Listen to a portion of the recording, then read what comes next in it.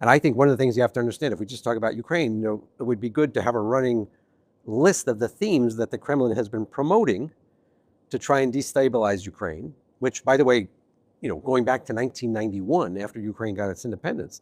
So what are some of the themes? Okay, Ukrainians are all Nazis and fascists. Well, we know during the Second World War, some Ukrainians went over to the side. They allied themselves with the Germans. That's true. Why? Because they saw Germany as an alternative to Stalin and Soviet power, which was also, by the way, as fascist as you could get, right? A horrific form of government, right? An autocracy, oppression.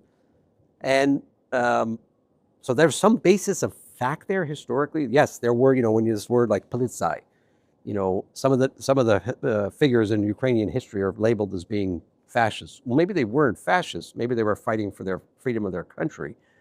But the Russians spin that, right? So that's one theme, fascist.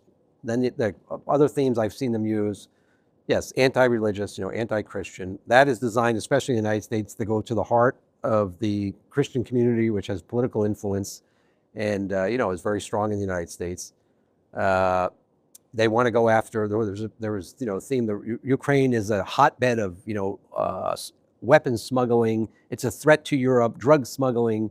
Terrorism is all going through Ukraine. The Ukrainian government is giving safe harbor to terrorists, all highly exaggerated,